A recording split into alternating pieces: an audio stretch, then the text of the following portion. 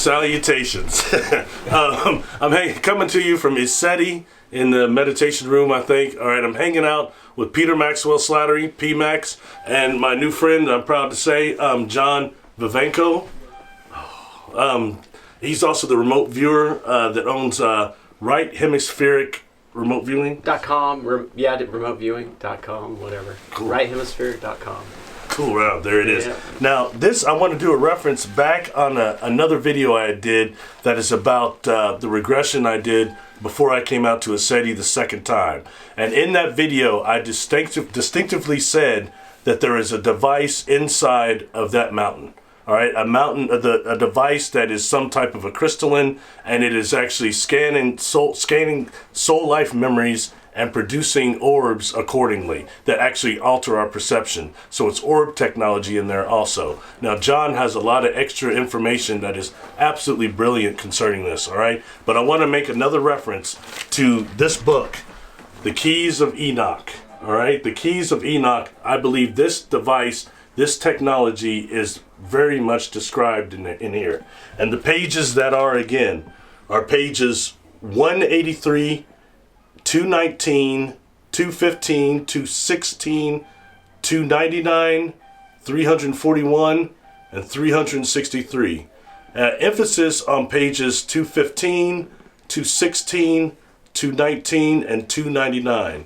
That also correlates with the organic morphing UFO I've showed you in other videos that I saw that turned into this looking Merkabah that look like molecules almost attached. So that covers that, which are called in this book tri-pyramidal Merkabahs. You'll see that on one of these pages. And quickly before I turn it over, I'm just going to read in the index what this says about what I believe this is called in here, which is an OR station. OR station, based off the Benai.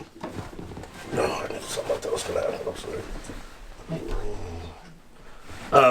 All right, the OR station, it is network centers for docking of technology from advanced civilizations capable of travel between galaxies and super galaxies. So that is, I think, very relevant, and I'm going to turn it over to John, and Pete probably has something he wants to put in afterwards, so we want to try to combine all this. He's been out here a lot of times, so I think this is important, and for us understanding these technologies that are still on Earth, whether they're from the past Earth, or their technologies being installed now, or just reawakening, it's important.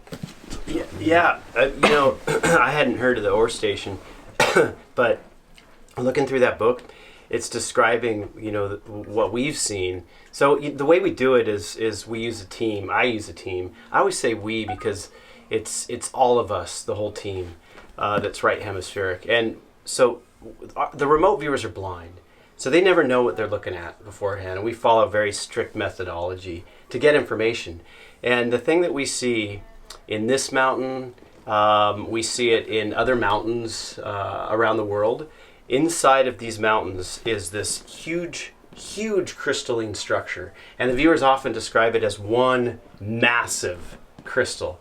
And it is sending out this like grid of energy, huge grid of energy, and it's for all these different things, from communication to scanning, sending out the orbs. When these orbs come out, or the Merkabahs come out of this mountain over here, and you see them flashing, I think that is in part responsible for generating them. And orbs are what? They're plasma, and then consciousness can combine with this plasma and then move out and do whatever it needs to do. So you're talking about things that are, you can't pin it down to one single thing that these things do, because they do multiple. It's too many things. Yeah, it's too many things, and things that we can't even understand. You think about it, it's like the remote viewers, they can only explain what's in their vocabulary, what's in their experience. Yeah. And they will try to place things that are like outside, that are like magic, as concepts and metaphors, and that's how they try to explain them in sessions. And these crystalline structures, so we've seen them in Alaska, especially in Alaska. There's this area. Is that the place where there's pyramids inside the mountain?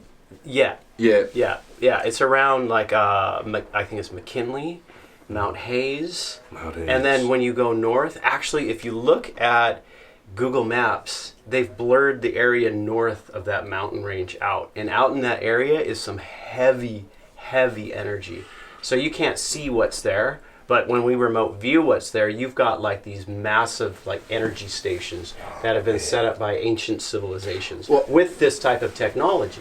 Just to add to that too, the information I've got, which this is now explaining, and I highly recommend the Keys of Enoch because it's something that really resonates with the information that I've been getting for years, and it is out before I was born. This is a very old book, but it's to me like something to really look into. But what you're describing, John and Barry, to me is, now if we look at when the Lions came here and a lot of the ancient pyramid structures, what they do, this technology that we're talking about, the Mount Adams, is like an advanced version of what the pyramids do. But they're usually, from what my understanding, they're in mountains. Usually in mountains. So what they are is, we look at pyramid technology, whether they're stargates, healing chambers, free energy devices, all the things that they can do. This is like an upgrade from the physical pyramid, even though it's working with light, structure and everything else. That's like an advanced version from my understanding. And it does what the pyramids do, but in such a bigger scale, which means it can do more as well. Right. Yeah. Right. You know, there's this other aspect of it that has, it's all about communication. And if you can tune into it telepathically, you have to be able to focus into it. You can receive information from it as well. And what that information is, I have no clue, because this is not meant for us, right? I mean, you have energy coming out of it that's beneficial and feeds humans without them even knowing about it. But you also have communications going out from the multiverse, from these devices, and they are devices, because you know, when we look at any advanced civilization, it's all they use are crystalline structures, right? And so these things, I believe, in these mountains have been constructed to a certain degree. You know, there's the natural elements, but they're able to, you know, kind of fuse materials together to crystalline materials to make them exactly how they need to be for that grid that they're you know, building. Yeah. And so, you know, because those are there, you could pretty much surmise that you've got major magnetic anomalies happening, and a lot of earth energies that produce the plasma for orbs, right? Right, because you find them in these areas, right? In highly energetic, where ley lines cross, telluric energy is flowing. Wow, I never thought about that. There Right. could even be teleportation devices for orbs going from another place, from one of those devices somewhere else, popping into that one and boom. Right, yeah. Pop out here. Okay, I never thought about that. That's where it would draw a resource. Yeah. It's drawing on a resource, exactly. And then also, earth lights, like, kind of sentient earth lights, more or less. That's right. Oh wow. Okay. You know, as far as orbs go, we've been looking at these things. They're really fascinating, because I've seen, okay, this is not all of it, you know, and you never hit all of it, right? But a big aspect of orbs is that it is a type of plasma that either has no consciousness or a very simple consciousness within it. And a being can move their consciousness into an orb and utilize that. And send it out, do whatever with it. Right. And so us as humans, we can do that as well. So James, for instance, he's showing me a photograph where he says, look, I'm Mickey Mouse. And he's holding two balls on top of his head.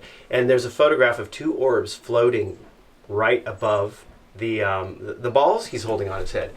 And then you've got this other imagery that I've seen. Specifically, there was one woman out here where this orb, she's taking a video, this orb comes in. It's literally about this big. And it starts to form into this long cylindrical shape and starts shifting back and forth in front of her. And when we look at these with remote viewing, you know, what's happening with these orbs, it is their consciousness that is subconscious, supraconscious, moving into them and manipulating them subconsciously to do what they want. But we can take this, you know, conscious approach to begin to understand how to manipulate orbs. Then there's this other aspect that James is telling me about where if you see this orange orb, that's Bigfoot. So really, Bigfoot utilizing it, and that's another thing too. So Sasquatch understands how to utilize that for whatever purpose, And you get into what's coming out of the mountains. They're using the orbs, man. I mean, they're using these as they'll come in all these different colors, blue and purple, and I've seen them and I've got photographs of them. And those are the beings that are coming from the multiverse in that mountain and utilizing that technology to come up to us. And they're also utilizing, anybody can go back on this channel and look at how much we talked about the quantum hologram. So add that with what he's talking about. All this goes together. Quantum hologram, which when they use the wormhole and they're actually coming here, and maybe that'll take us into the singularity thing too. But they actually creates a copy, and then the Mako, they call the magnetically eternally collapsing object. That's Rudy Shields' new black hole theory. So when actually something goes through, it makes a copy on this on the surface, which is the Mako. The Mako is the organism, the organic part of the whole that actually holds the information for that quantum hologram. So you've got two. Like I said, when you see two UFOs, there's one, all of a sudden there's two, then there's one, and then that one's gone. That's the quantum hologram because it's jump frequency through a wormhole, even if you may not see it, but you see the duplicate there. That's where it's imploding on itself, and then it's popping back out again. Right. That talking about the quantum hologram really quick is that Pete and I were working on this project just a couple weeks ago out here, and there was this. He caught some video of something in the sky, and when we looked at that with remote viewing, what we were getting was that there's something deep in this mountain here that was so high vibrational, so full of love that, and you said this in your talk, that amount of love, that high frequency can literally melt your body. So what we saw with this was a projection, a hologram coming from the mountain, from that being deep in the mountain, to give a smaller version of that love, of that high vibration spreading down. Yeah. And John, is that the light you were talking about over the mountain? A lot of us will see that shows up. Sometimes it looks like a star. Yeah. And then it just it does a power up and it takes off or it just disappears. Yeah. That's heavy. So basically, you're saying that this says a lot to think about when we talk about not just materials but beings that come from one dimension to another. I'll let you go into that to the singularity that exists in the inside the mountain. But I mean, they must be. You mentioned before we were talking privately that they are probably so immense with love and in size, perhaps energetically, that they have to stay somewhat contained in that mountain, and they have to release that energy to a degree. And that's heavy. That light and energy isn't anything else that we have seen replicated either. The closest thing we've got to it from Earth looking out into space is something like starlight. Mm-hmm. So when it's been analysed and looked at, it's not LED lights, it's not lamps, all the sort of conventional things that we can think of. Plus, we look at the looms, or luminous, whatever it is that they give off. This is like a whole new ballpark. And I'll tell you now, some of the lights that I see on the mountain is reminiscent of an experience I had where one day I was walking out of my office and I went to the kitchen and there was like a jagged white light that literally looked like it was the brightest white light I've seen, and a guardian being, which is like a white cigarette ash textured grey, went like this and popped his head through it and looked at me for about maybe 5-10 seconds and then popped his head back in, the thing closed. But the white light that appears, it's like the fabric of space was ripped up. That whiteness, so many times when I look at that mountain I see it, it's like that's, whatever that light is, whatever that, maybe a realm or whatever's bleeding through, that energy, it's, I don't think we've tapped onto it yet with it, maybe in some secret projects, but I've seen that on a lot of crafts, that sort of light as well. But that's what I think about every time I see that light on the mountain, the really white ones.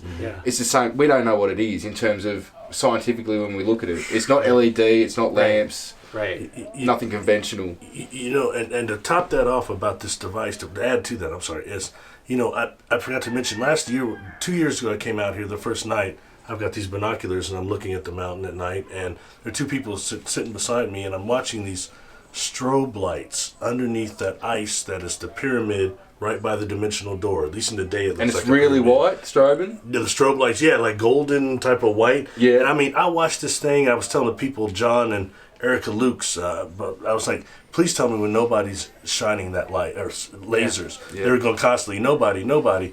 Man, I couldn't put those glasses. I can't get my glasses back. Or my binoculars back. I was tripped out so much, but we just observed it. That was that thing processing. It looked like a processor of some type, or disco lights. Yeah. And just a couple of nights ago, we were sky watching, and the gentleman with the really big telescope out there focused in on this area I told him about, and we can see two lights going off and on. Right. They almost look like binary. Yeah. And the thing is that I couldn't see with the naked eye. And then you mentioned yesterday, we were talking how massive that light must have been. But I'll let you talk about all the singularity and all that stuff. It's just fascinating, man. I know those lights. They're incredible, and you can feel a pulse from them. You can feel it inside of you. But there was a husband and a wife who were just here. He went up on the mountain with a satellite phone. She had a satellite phone. She was able to locate his position on the mountain. She couldn't see him. Mm-hmm. And he had a headlamp and various flashlights. Mm-hmm. He's turning on his headlamp and to see if she could see it down here. She could not see it, only very dimly through binoculars. Yeah. So none of that stuff going on in the mountain are campers. None of it. Mm-hmm. Plus Rob Freeman too, with Freeman. $150,000 worth of cameras. Yeah. And like you said, if they were campers or hikers or anything, you'll see black dots for the kneecaps with the thermal, the two hands in the face, right? Mm-hmm. And how erratic they're moving around the mountain. It's pretty crazy, the investigations that have gone into that mountain and being looked at. Yeah. Moving to something else, it's just encompassed. And the way you describe it, John, it really blows me away. Okay, there's a light. Excuse me. Anybody that's been out here has seen a light in the middle of that mountain. Sometimes it moves around a little bit. It's normally a green or orange that I've seen. Okay. It sometimes it's on all the time. Sometimes it's on and off. And that is essentially not just a Stargate, but a singularity. And the way John describes it with the data he has is way beyond me. It's great. Yeah, I mean, those things are actually on the property too. And especially out in the middle of the field, there's this one point. Mm-hmm. And you can sometimes get a photograph of it when it's opening up, and something coming out. So this is like kind of darker ring. You can see it too. It's this oval ring, and this thing popping out of it. This I've seen a blue orb pop out of it before. And that's about the middle of the field of dreams. That's about the middle of the field of dreams. Yeah, but so it's okay. So you think about that's a point between two dimensions, between our dimension and another dimension, and the beings in those dimensions are big and small, and they're not big and small. They're large, but they're not large. They're a gazillion of them, but they're one. It's all contradictory. And the moment that they try to get through this singularity, it's like trying to stick your head through a mayonnaise jar, because they are moving en masse through it. And they can do that on that side, right? Because they can all merge together and come through. But the moment they come through here, it's like this, almost like a bottleneck, right? And they can just flood out. But it's this weird point of contradiction right there. And they have to shift. They have to change almost consciousness and body form in order to get through that singularity. Yeah.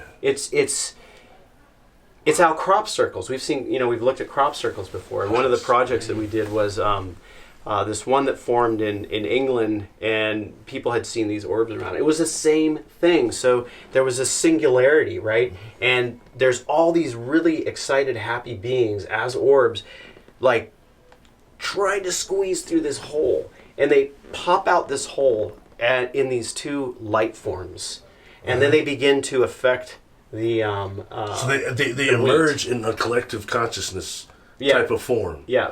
Wow. Right. So and it almost seems like that's the only way they can do it, right? The only way. It's like once they come out, they have to take some kind of form in order to manipulate things. And while the form is completely different and it's a totally different universe on one side, they have to conform to some type of physics that is here in third dimensional reality, Yeah. Yeah. Man, that is heavy, man. And you think these are kind of micro? Yeah, this stuff's. I get excited out here. But this is stuff I think about every night. I know, when I even during the day when I'm just sitting there pondering, this is where you go multi-dimensional mind, you start to figure things out. Sometimes it's staring you in the face. Sometimes you already know it, whether on another level, and you've got to filter it through because it's not linear. The next thing is manipulate orbs to do my bidding. You know, it's very interesting. So, in your opinions, both in Australia and here, just around the world, how many more of these devices do you feel are currently functioning or maybe awakening? They're awakening. I feel like they're probably in. You know, when you talk about the Pacific Northwest, except for Mount St. Helens, I'm not feeling it there. I think you've got Rainier. I think you've got Adams, for sure. Adams. You've got Mount Hood. You've got Mount Shasta. Oh yeah, for sure, Mount Shasta. Huge complexes under that place. Just about any of these volcanoes. Lassen. I think. Where's that one? Lassen? That one is. Let's see. That's like just Northern California, but more to the east of Shasta. Okay. Yeah.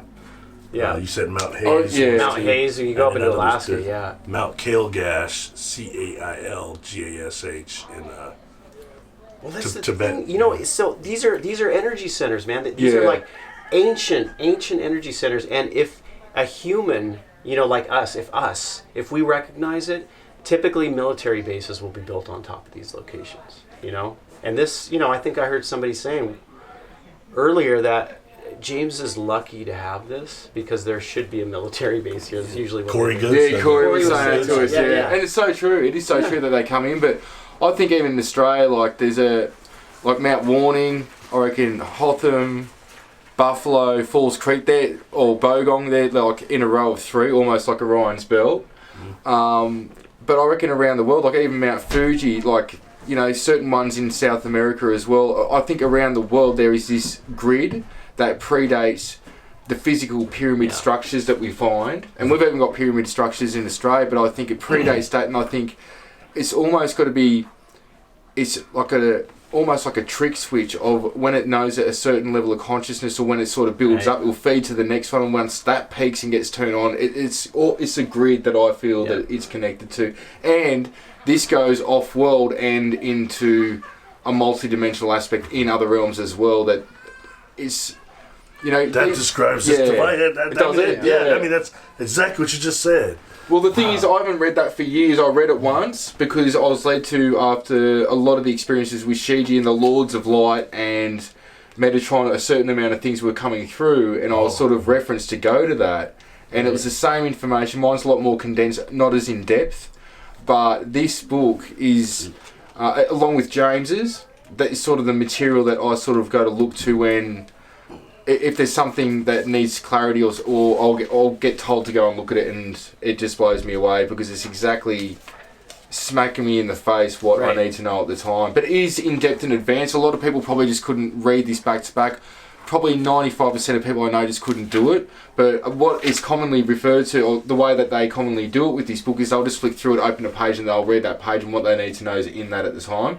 But the thing is with this, you can read this book back to back 7 times, and each time you're going to get a new level to it. Right. Yeah. So, and you could probably just keep going as well. Something on the evolution of your consciousness as it keeps going up, you will bring in something else from it that you just wouldn't beforehand the first time reading it, or second, third, whatever. Definitely. You know, something else to get on real quick. On page 219, it gives a sketch that has got what appears to be a Merkabah on top of a Merkabah, being surrounded by a little cage that is also leading to other pyramids. Now, John, you had asked, you told me you saw a cage around. Yeah. So that's that. I mean, represents a whole bunch of different things, but they're all the same thing that we've seen. So we saw this large pyramid shape with a cage around it, just like that. And this is also, you know, reminiscent of Ezekiel's wheel. Yes, yeah. And Ezekiel's wheel is the Merkabah, as Ezekiel's wheel is also the chariot that carries the god. And so out here, you know, you've got the feline beings, right? Mm-hmm. The feline being is the lion. The lion actually creates the Merkabah, right? When you get into, like, you know, that old lore, the old, you know, scriptures, right? It's like the beings with the 4 faces as well. 4 faces, and one of those faces is the lion. Yep. The lion pulls the chariot carrying the god. The lion creates the Merkabah. And that's what we find here with remote viewing. We find that the feline beings are creating these Merkabahs and are responsible for protecting the multidimensional gate. And in old text, the lion is responsible for protecting the gate to heaven. Now it's not heaven; it is the multiverse. Just heard that. You heard that. That's all pulling together all this information. Sorry, yeah, man. That's right there. Boom. It's hard to argue that. You know what I mean? It is what it is. It is what it is. Sorry to interrupt you. No, it's deep. That's the data we get. I mean, I came into this whole thing blind, right? I didn't know the stories of this place. We just set our remote viewers on what are the lights on the mountain. You know, I expected to see sort of a piezoelectric effect, where when you get compressed granite, compressing quartz, you're going to have, flashes of light here and there. But when we actually look at it, most of the time we get Merkabahs. We get star shapes being formed by these feline beings who are using them to travel. And it's mind-blowing, man. It's just completely, utterly mind-blowing. I never have run into anything like this before. It's usually, UFO-type phenomena. It's usually, big-headed, bug-eyed guys and the saucers. And this is the next level. Rocks and stuff like that. This is beyond that. Yeah. I mean, it's got to be. And for me, I was telling you guys, privately that for me it's great validation because although it probably sounds somewhat uniform when I tell what happened to me now, but back then when it happened, when I saw quote-unquote the organic morphing UFO really morph and do that, it messed me up, man. Yeah. I mean, it didn't drive me crazy, but I mean, you know how hard it was to accept. I had no frame of reference for it, and to see the crystalline type of energy, the bioluminescence it had from inside pulsing out, how light was coming off of it. It was just a metal craft before that. Yeah. I mean, that's movie stuff, man. But I saw this, and it really, let's just say it pushed me to the brink. I'm trying to do college class. I couldn't think about nothing. I couldn't listen to professors, man. I'm thinking about grays and extraterrestrials and technology and crystals and Superman, the Fortress of Solitude, you name it. I made it all. Well, that's what ships. Mushroom ships, Well, that's what, man, I was thrown into that quick, man. Like, I was seeing the physical stuff, and then I wasn't even 30, man. And here the blue orbs coming in my house, turning into 7-foot tall light beings. And then I'm seeing stuff that's angelic, and I threw all that out with the book. I'm seeing things in Merkabahs, I'm seeing things in balls in meditation mode, like these light structured spheres in meditation mode. They weren't blue, but they were more like a white, I call it living light with the rainbow iridescent effect that comes off it. Yeah. And then once I started to learn more from Shiji and not just her but the other beings, and then also finding out JJ Hertak's work with Desiree and then James's work, I'm just like, this is really the next level. Like, that's godlike, although we are all God ourselves, we're an aspect of it. But it takes, this is where it's hard for most people because they think about the nuts and bolts, the little grey alien or the little green alien, whatever, with the flying saucer. But this is like really going into some advanced stuff that I think even these other civilizations, even whether they're in Orion, wherever, they've got these types of beings there, but the mainstream societies are trying to connect with these beings as well. Right. It's like, this is universal what's happening, there's different layers. Well, you think about, so the chariot of the gods, right? That's what you have here. And these, we see it happen, but there's this, what happened in the past? So these things would come, people would see them in the sky, or they'd land, and they would begin to just worship it, and that's the danger with this stuff. And what these beings, because I could feel them, we remote view them so much, I know them, I feel them. What they want is the contact to happen inside, because when you go inside and you begin to communicate and feel who they are and what they are, it's no separate than you. And that's the recognition that they want, so that they don't get turned into gods, right? Yeah. Ultimately, And amazing stuff from... Great way to put that. Yeah. Great way to put that. And from going within too, there's many times where I'll go to meditate and I'll turn... It's weird to explain, but I'll be in orb, and I can even ring up people, tell them exactly what they're doing, what time, and they'll just trip out. But when I'm perceiving it, I've got 360-degree awareness, but it's all... The only way I can describe it is imagine layers of realities. I can experience all that blended in with the reality I'm focusing on at the same time. But it's hard to explain it's like a fisheye camera lens times 100. Because it's like pure perception. It's like, you know how with your two eyes you need to focus or something? Well, imagine that in 360-degree unbounded awareness. It's multi-dimensional. Right. So anyone can do. I can't just do it at any time, but there's times that I'll focus the intent, and it will happen where I can go travelling, go places, or even off-world. So any of us can do it, but that's like, you know, I remember it might have been the last Star Wars I watched where, Luke Skywalker is like bilocated and he's meditating somewhere, but he's physical somewhere else. And that's how a lot of these experiences can happen, is that you're in one place. You can either double yourself or go there in another form or remote view it. Right. And you can actually physically you can pop in. Yeah, but it's a holographic of you as well. So, but it's not just one thing. This is where there's like black, white, and the shades of grey are many in between. Yeah. It's so layered, this. Yeah. You know, something else I'll throw in because I think it's relevant.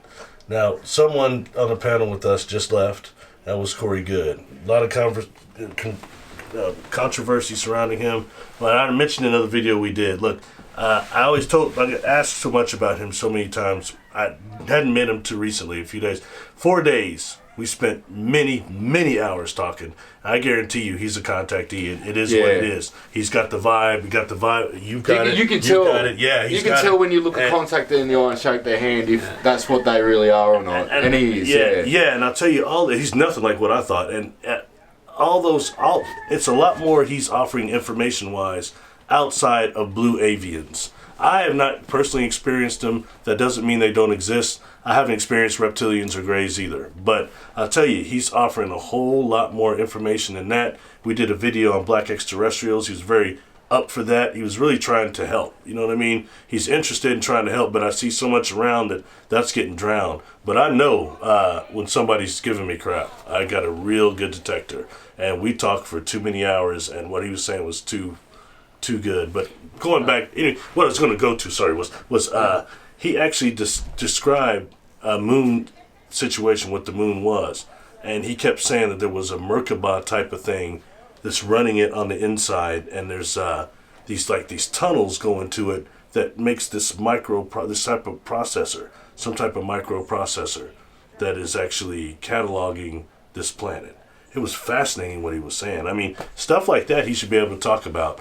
Take it or leave it. I mean, I was not in the military, so I don't have information like that. My experiences are different, but this out here was a chance for us all to come together. John's doing the remote viewing, and I mentioned him months ago in a video because with his company I hadn't met yet. But talked about the Merkabah, the Orbs station in there, and I got that from a regression I did a week before the second time I came out there.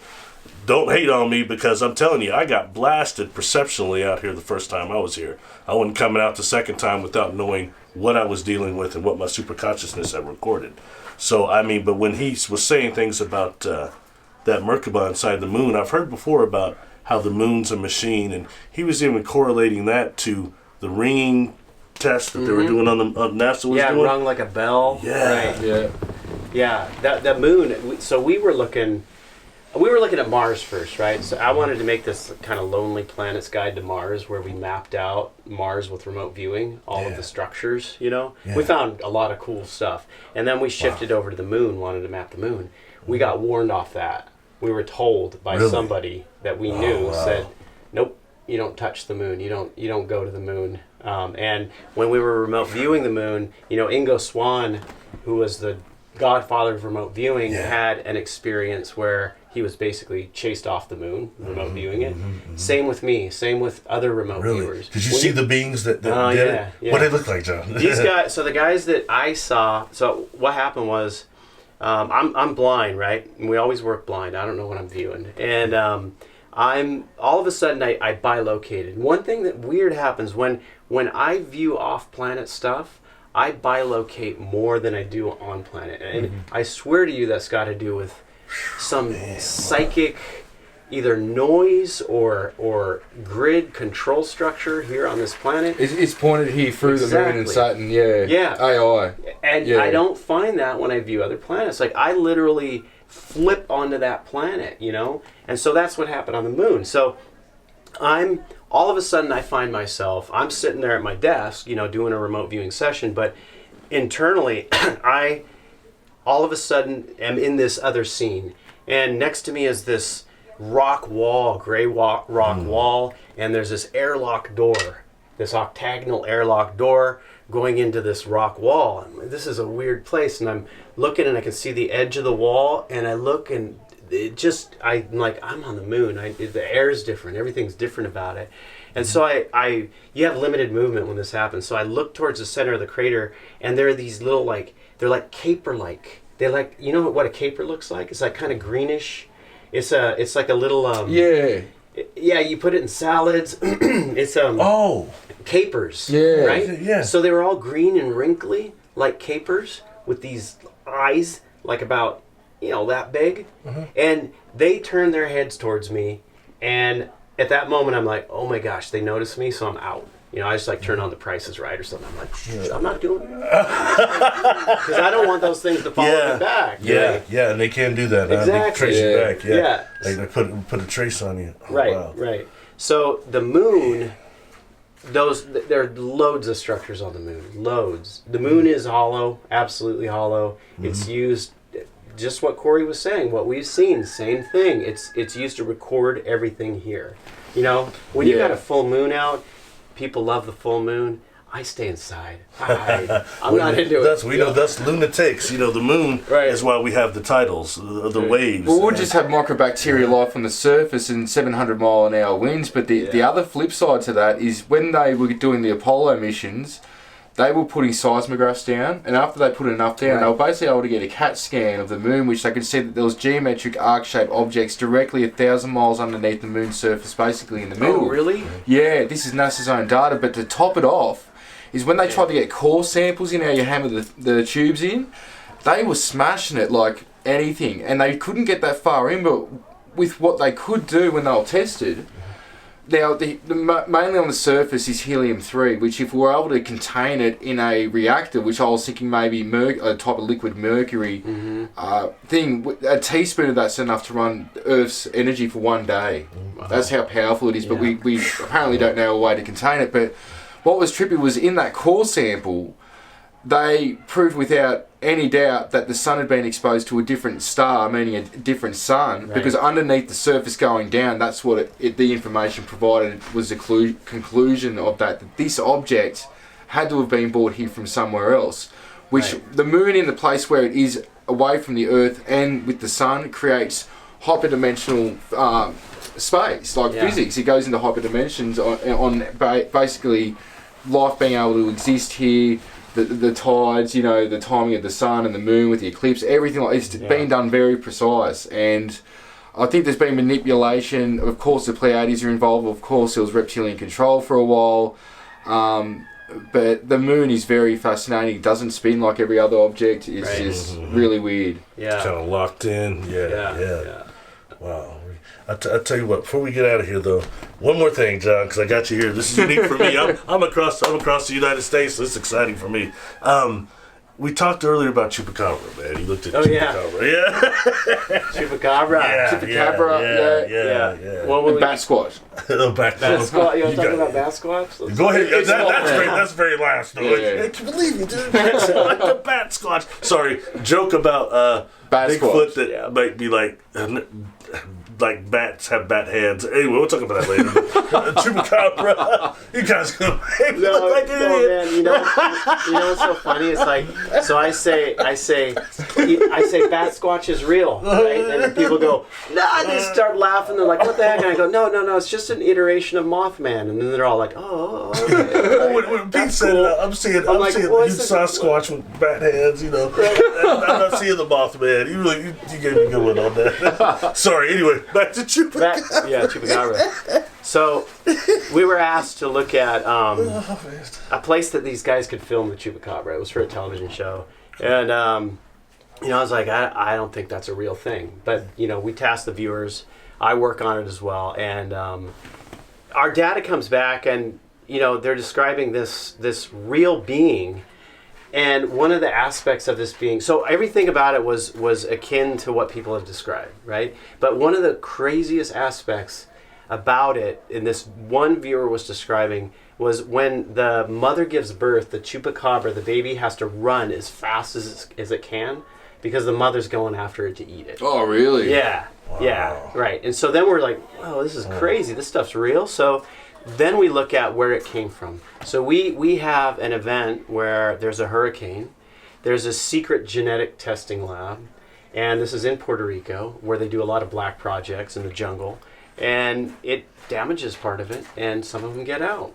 So that is where the Chupacabra began. You know, weirdly, I saw a creature that looked like, I don't know if it was actually in California. I was with my son, we're driving on the side of the road, there's this being about this tall, it's brown, it's got a round head, it doesn't have the spikes of the Chupacabra, but it's got these little T-Rex arms, standing on 2 legs, and it's got like dog hocks, you know, those like dog legs, standing on 2 legs, little tiny arms, and it starts to run across the road right in front of us, and it starts running so fast that its legs blur out. Like the road runner, like speeding, and then it just shoots off, like, yeah, it's crazy. Wow. Yeah. You know, 2 things I've heard. One is that the original Chupacabra, that like he just described, a type of a gray-looking thing with kangaroo legs, that got kind of turned around. I know Monster Quest they did one on it, and they were making the Chupacabra. This thing looks like a dog, which I think is actually with mange or something, right? which I think is actually Pete, the was it the Australian Bunyip. What's that? Bunyip? No, the dog that's excused, Tasmanian tiger. I think that's what they were trying to find, and I think those still exist. There was people that tried to save those or something. There's been a weird, like every now and then there's a photo that, you know, that pops up, whether they're real or not, but there is reports, I know from in the bush, that there are reports even going into Victoria, which is the bottom part of Australia, off Tasmania, or, you know, Tasmania's off Victoria, reports of them there, like once in a blue, like really rare, but it'll come from like, when I've done investigations to help out with, you know, mutilations, or, you know, I'll come across weird stories like that, Yeah, and you know, and I did a video about that. You look on the channel, Chupacabra, but I talked about, actually, if you look at the video, that is also the last Tasmanian tiger I've ever seen. I mean, the way it's got the hind leg thing, it's totally different. It's different. And it looks like those what the dogs are seeing. Exactly, and I think, so the original Chupacabra is about 3 to 4 feet tall. It's got its grayish alien head with the dog legs, the kangaroo legs. It walks on 2 legs. It's got claws. The thing is creepy. It is not a dog thing. The Chupacabra is not a dog thing. And personally, I think that the dog thing was introduced as sort of a cleanup. Right? Let's get people to focus on this because it's easily like discredited. Weird looking dog, Yeah, exactly. You know, they're cleaning up their mess basically. There's social engineering going on. Yeah. Wow. And I also heard them being marsupials too. Right. Yeah. Right. God, so once the kid comes out, it gets grubbed up. So it's like a walking. That's a cold-blooded birth right there, man. Once you come out of the womb, you're dead. Man, all right. They'll eat their species up and they won't exist anymore, you know? Yeah, oh, man, wow. How did you, by the way, that ties into, Pete and I yesterday were talking about the marsupial lion that was out of Australia. No longer exists, they say, but he's heard reports, I heard it before, of Black Panthers there with marsupials. Yeah. It takes a new level. Yeah, isn't it true? Yeah, it could be something to look into. Yeah. Especially if we're going, man. Yeah.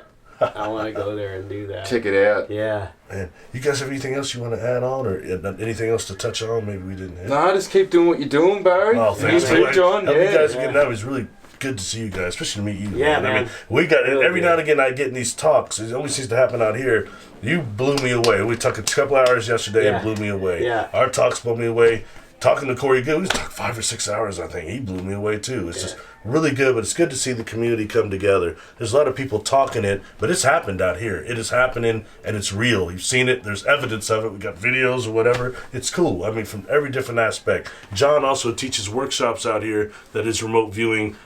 Check it out. I'm going to try to come to the next one myself. I like to see it. So be a part of it. You know, I've seen different types of it, but I never really learned it. I like to check it out. You know, 'cause I've been doing it for 10 years, and with his method, it was upping it in a completely different way that I think needs to be looked at, especially by the community that are already into it, because it has other aspects and levels to it that can really enhance, and just, you know, doing the same method over and over can get boring, and not saying that remote viewing is boring, but the more things you have, the more tools in your belt you have, the more effective you can be and tailor it for the actual project that you are targeting. Yeah.